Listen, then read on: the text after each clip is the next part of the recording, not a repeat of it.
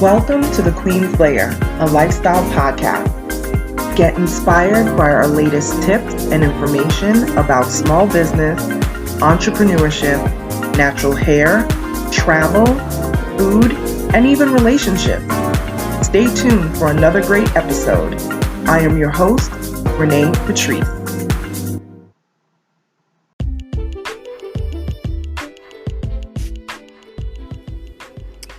Welcome back to my blog, you guys. Blog. Oh, God. Podcast. I don't even think I'm going to erase this. I think I'm going to leave it right in here. Because it's just how I feel. It is 5:06 a.m., May 27th, 2020. And the world is slowly opening back up. For what, I really don't know. But yet again, we're coming back to foolishness. And I'm so tired, I don't even know what to say anymore. It just is so disheartening at this point. We just came off of the heels of,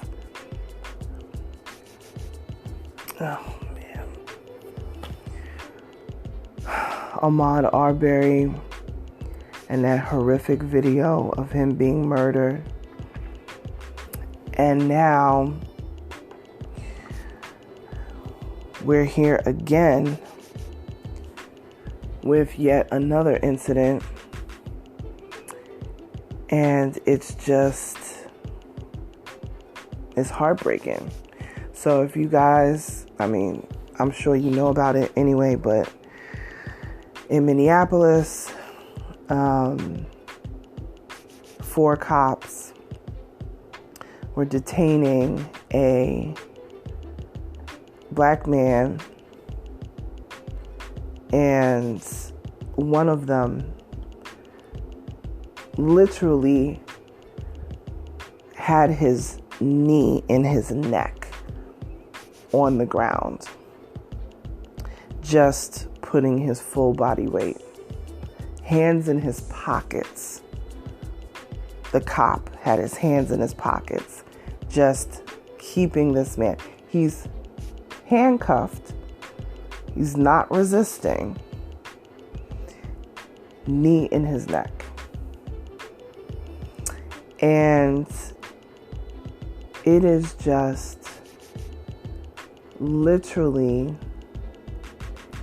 you see this man's, his life go out of his body. It is very reminiscent of Eric Garner, who was the brother in New York, who was choked to death by cops in the New York City area.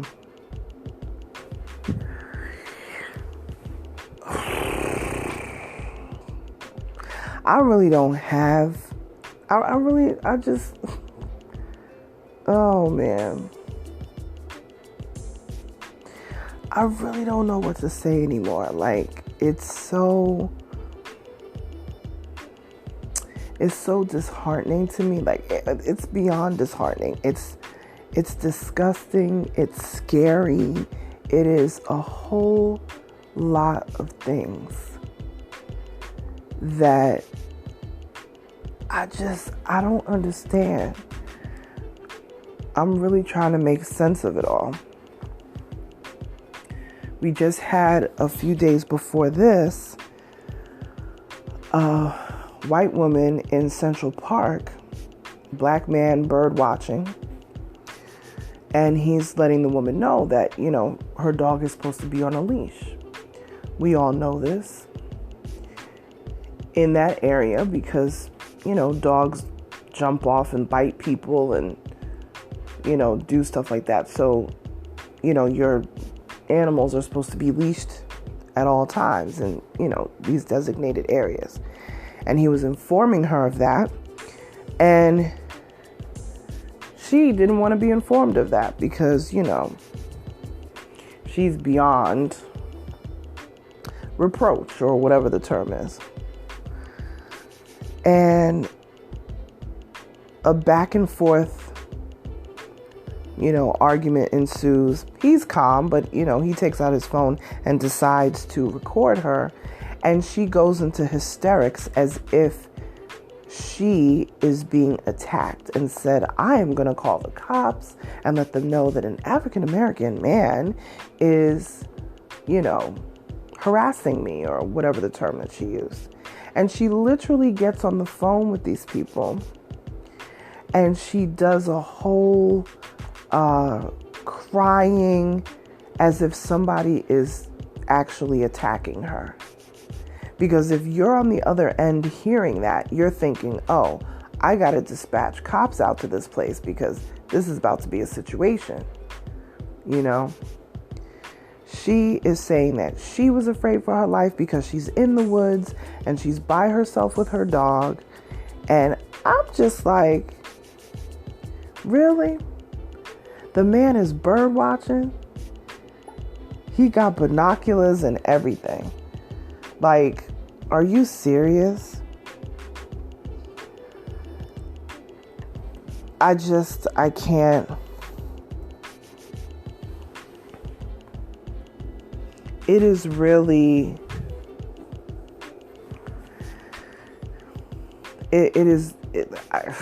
I'm at a loss for words. And not that we should care of the accomplishments and who this man is, but the guy, very accomplished, I believe attended Yale or Harvard, one of the two, whatever. It doesn't matter because you can't see Yale and Harvard on somebody when they're walking down the street. So that doesn't even matter. But it's the fact that you have prejudged this guy. He's not talking to you in a rude manner. You are pissed at him because he is letting you know, the dog should be on a leash. He even gave the dog treats. Because he said that when he gives dogs treats, that people usually leash their dog up pretty quickly because they don't want, people feeding them or whatever the case may be. I guess that's his way because people tend to violate this on a regular basis. Then before that, you have a young sister who was murdered in her own home in the middle of the night while she slept because of a drug bust gone awry. I believe her partner was arrested initially, but then all charges were eventually dropped because he was innocent. This is just an ongoing foolishness. And that, if you heard that message, like I said, I don't even think I'm editing this really. If you heard that little beep or whatever it was, that's letting me know about meetings that I have in 3 hours. So where do we go with this? Like, I want to have a conversation. Maybe I got to bring my cousin in on this. She's a professor in Rhode Island, and she actually speaks on African American issues or Black studies, and I think I'm going to bring her on. I'm going to ask her if she wants to discuss this because something's got to give with this. Something's got to happen. We can't keep doing this. We can't keep going back and forth on this. We just can't. And I don't understand what it's going to take for people to understand that we're human beings. Look at that. All my alarms are going off right now. I'm frustrated. I want to have real conversation that leads to real change. We can protest. We can do all that. But we need to start hitting these people in the pockets. Stop spending money with people who do not even deal with our community. Stop putting and backing people who don't support us. We just have to do something that is going to make folks wake up, stand up, and listen. It just has to happen. Now, these 4 cops that were involved in this incident, this murder, they were fired. I don't know beyond what all will happen with them, but they were fired. Thank God. Ma'am from Central Park, she was also fired from her job and had quite a nice, comfortable job. And her company tweeted out that they do not stand for racism, and they found it absolutely horrible. So she was fired, and she had a rescue dog that she had, and she was actually choking the dog because she was so trying to create this scare tactic narrative while she was on the phone and trying to wrangle her dog at the same time that she was literally choking the dog because she was just not even paying attention to what she was doing. So from what I understand, she lost her job. The dog was, the dog was taken away from her as well. And yeah, so karma came around real swift with that one. But for these cops, they need to be tried for murder. And I don't see anything less than that needs to happen. I just cannot see it less than that. Losing their jobs is one thing. Them never being able to be a cop or any type of military or any type of law enforcement ever, forever and ever, amen, the rest of their lives. They shouldn't even be able to be a mall cop. Nothing. No security, nothing. I need felonies handed out.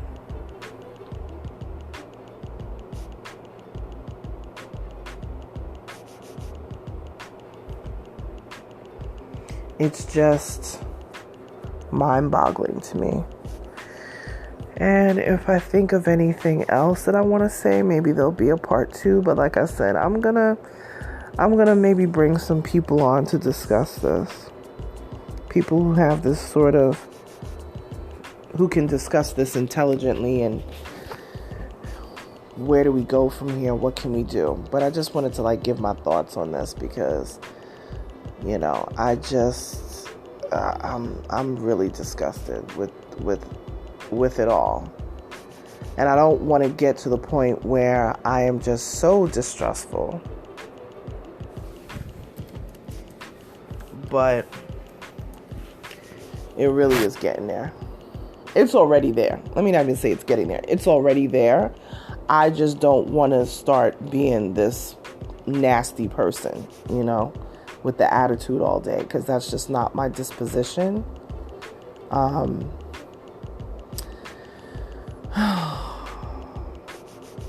going to do my best to be a part of the solution, be a part of town halls, be a part of programs, all that sort of stuff. I'm definitely in my community heavy, doing a lot of these things already.